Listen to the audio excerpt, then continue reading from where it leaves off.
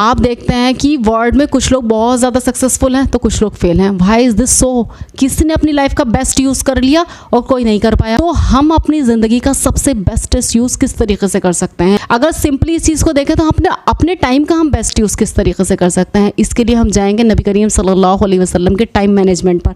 उन्होंने इतने कम वक्त में इतना ज़बरदस्त काम किया, कैसे उन्होंने अपने टाइम को किस तरीके से मैनेज किया था। सरवरे दो आलम सल्लल्लाहु अलैहि वसल्लम ने अपने औकात यौमा को 3 हिस्सों में तकसीम कर दिया था। एक हिस्सा अल्लाह के लिए, दूसरा अहले खाना यानी फैमिली के लिए, तीसरा अपने लिए जो अपने लिए मखसूस किया था, फिर उसको 2 हिस्सों में तकसीम कर दिया, एक अपने लिए और दूसरा मखलूक खुदा के लिए। अल्लाहु अकबर।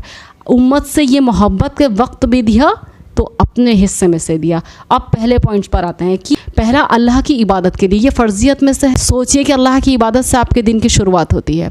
फजर का टाइम उठने के लिए बेस्ट है और अगर आप तहज्जुद से स्टार्ट करते हैं तो वो उससे भी ज़्यादा बेस्ट है। उस वक्त में इतनी बरकत होती है कि आप बहुत सारा काम निपटा लेते हो और आपका दिन बचा रह जाता है। आप ये सोचते हो कि इतनी वक्त में बरकत किस तरह आई। जिस दिन आप सवेरे तहज्जुद के वक्त से या फजर के वक्त से अपना वक्त स्टार्ट करते हो तो अल्लाह की इबादत फ़र्जियत में से है। डिवाइड कीजिए कि आपको इतना वक्त अल्लाह ताला की इबादत के लिए मखसूस कर देना है। सेकंड थिंग, फैमिली के लिए। जब आप फैमिली को टाइम दें तो ये जानिए कि फैमिली को आपकी क्या ज़रूरत है, आप किस तरह उनके काम आ सकते हैं, अपनी ज़रूरियात उन्हें बताइए, उनके साथ एक हेल्दी टाइम स्पेंड कीजिए। ये आपकी मेंटल हेल्थ के लिए बहुत ज़रूरी है, ये आपके रिश्तों को मजबूत बनाने के लिए बहुत ज़रूरी है, ये आपको इमोशनल सपोर्ट देने के लिए बहुत ज़रूरी है। और जब आप फैमिली को टाइम दें तो सिर्फ फैमिली को टाइम दें।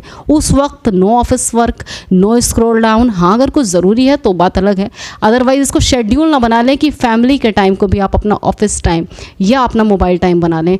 इसके बाद तीसरा है, अपने वक्त में से नबी करीम सल्लल्लाहु अलैहि वसल्लम ने डिवाइड किया। फर्स्ट पार्ट उसमें से अपने लिए। मैं हमेशा बोलती हूँ कि कम से कम 20 मिनट खुद को एजुकेट करने में ज़रूर लगाइए। ये चीज़ आपको बेहतर से बेहतरीन बनाएगी और पावरफुल बनाएगी। जितनी आपको नॉलेज होगी, जितने आप लायक होंगे, जितने आप काबिल होंगे, वो जो 2 स्लॉट में, लास्ट वाले स्लॉट को जो 2 स्लॉट में नबी करीम सल्लल्लाहु अलैहि वसल्लम ने डिवाइड किया ना, आप भी कीजिए। और उसमें से एक स्लॉट अपने लिए यानी खुद को काबिल बनाने के लिए कीजिए और ख़ुद को हेल्दी से हेल्दियर बनाने के लिए कीजिए। दूसरा है लोगों से मेल जोल के लिए। ये टाइम रिलेशनशिप के लिए है, जो दूसरे रिलेटिव्स हैं उनसे बात करने के लिए है।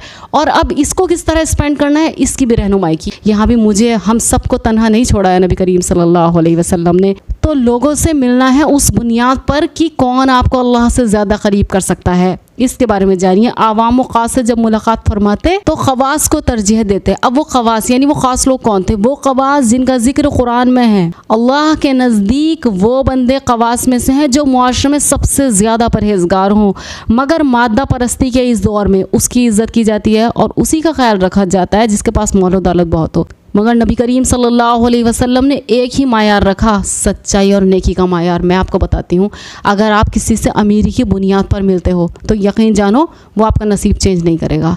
तो इसलिए सिर्फ किसी के पीछे इसलिए लगना कि ये अमीर है, हाई प्रोफाइल है, तो मेरा भी स्टैंडर्ड इसके साथ रहकर हाई प्रोफाइल हो जाएगा, इसलिए किसी की चापलूसी करना इज़ जस्ट एन स्टूपिडिटी। हमेशा उसके पीछे लगिए या उसके साथ रहिए और उनका साथ पाने की कोशिश कीजिए जो अल्लाह ताला के करीब हैं। यकीन जानिए इनकी सोहबत आपको स्लाइटली चेंज कर देगी और इस चेंज से आपके एक्ट चेंज होंगे। अहलुल्लाह के साथ रहने से हमारे एक्ट चेंज होते हैं, हमारे आमाल चेंज होते हैं और हमारे आमाल चेंज होने से हमारा नसीब चेंज होता है। इसलिए जब आप अपना टाइम निकालें रिलेटिव्स से मुलाकात के लिए तो चापलूसी के तौर पर मत मिलिए कि अमीरों से मिलना है, गरीबों को छोड़ना है। नेकी और परहेजगारी के मायार पर मिलिए। These partition of time slots will definitely change your life. इस तरीके से अपने टाइम का मैनेजमेंट कीजिए, कामयाबी इंशाअल्लाह ताला पक्की है। जज़ाकल्लाहु खैर।